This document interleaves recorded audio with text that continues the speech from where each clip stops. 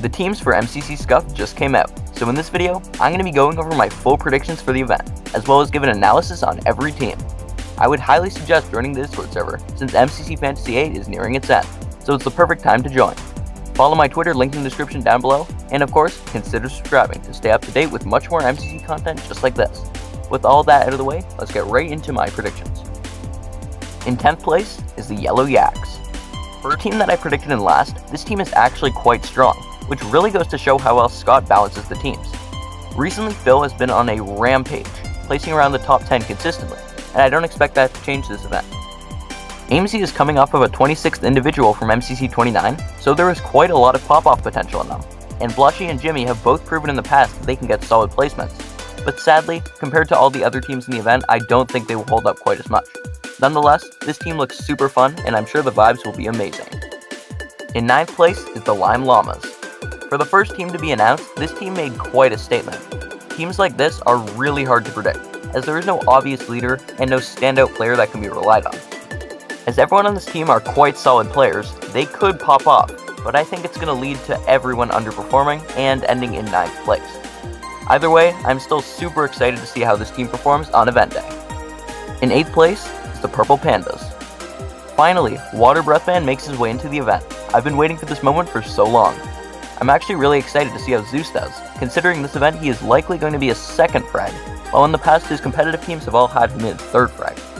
In his time in the event, Shane has already proven that he's insane, getting a very impressive 6th on a 6th place team for a team who was predicted in dead last, and I don't expect that to change this event. Vixella has been grinding for this event, and if it pays off, this team can definitely get higher than 8th place, but I'm keeping them here for now, as I think it's the safer and more realistic option.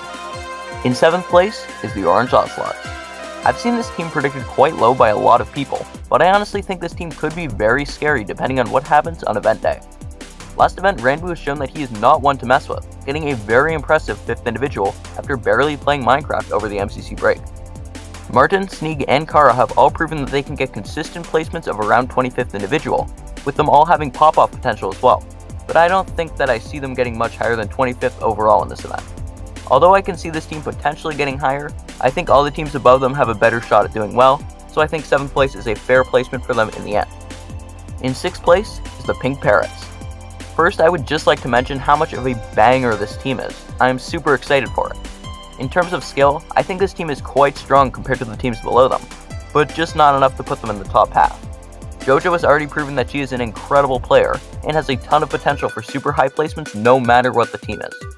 Grian makes his return to the event, and if Buildmart is actually in the roster 4 times, then he can easily get 1st individual. In all seriousness, I could totally see a pop-off from Grian, possibly even reaching the top 15 individual area. Lizzie and Shovel are perfect to cap this team off, and I could even see them both overperforming from their averages. In 5th place is the Aqua Axolotls. Right off the bat, I can tell Scott wanted to nerf Connor with this team for sure. Antfrost and Tubbo duo is coming back for the 3rd time in a row now, and both other times they have teamed, they've done really well together.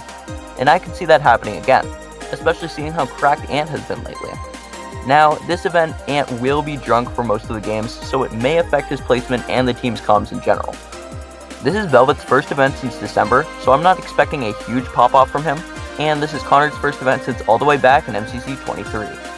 Overall, this team could exceed my expectations, but I think this is a very likely placement that they will end up in at the end of the day. In 4th place is the Blue Bats.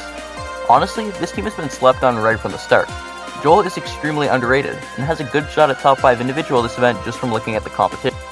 Scott has had very solid placements in the last few events, like for example getting 15th individual 3 times in a row, in MCC's 26, 28, and 29. Honestly, Flip is the biggest wildcard on this team, as this is his first event back since MCC 21, but I think that he is going to exceed expectations and end up in around the top 25, and maybe even the top 20 individually. Gem is an incredible team game player, who will definitely bring them up in team games, and solid comms to help the team out in general. I think she is very likely going to place in the top 30 this event. Overall, this team is not one to mess with, and I think that with the right game order, they have a good shot at dodgebolt. In 3rd place is the Green Geckos. Right from the start, I knew this team was OP. Now, I know Puns isn't usually one to bank on, but with this team, I think he could definitely relive his glory days and get a top 5 individual. Krinios is such an overlooked player with such great skills in adapting to new things, which I think is going to be absolutely key for whatever the Noxcrew is planning for MCC Scuffed.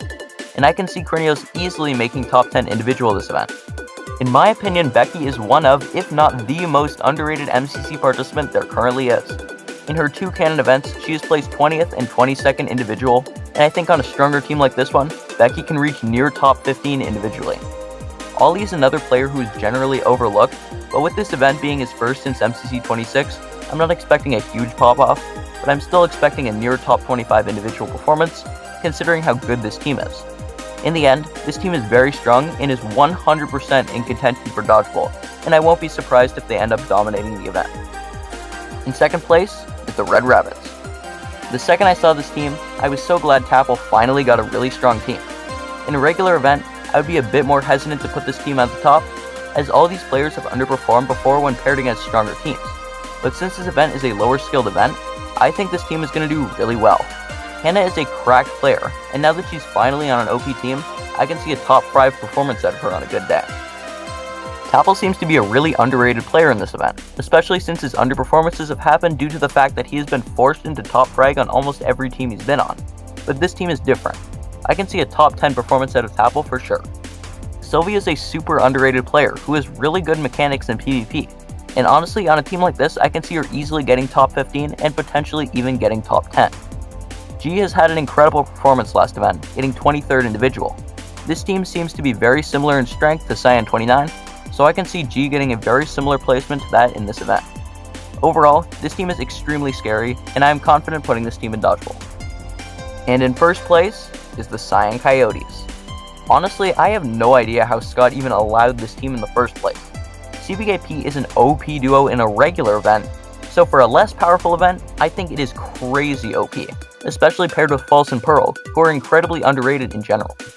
Pete had an incredible last event, getting 2nd individual, and considering he doesn't even have as much competition this time, I think he has a very likely spot in 1st individual. Seapeekay underperformed a little bit last event, but in general he is a really cracked player, who I think has very likely top 10 potential and maybe even top 5 potential.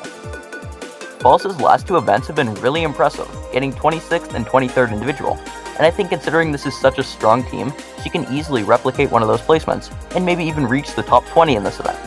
Pearl hasn't played MCC since MCC 28, and is probably the biggest wildcard in this team, but I think she is still going to do really well, considering her placements on strong teams like this one have been really high in general.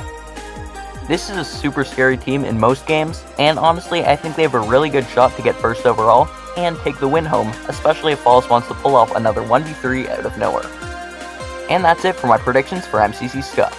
Of course, this is all just my opinion, and I'm very interested to see your opinions down in the comment section down below. Once again, consider subscribing to stay up to date with new MCC content, join the Discord server linked in the description down below, and follow my Twitter for updates and other fun things. Anyways, thank you all so much for watching, and I'll see you all later.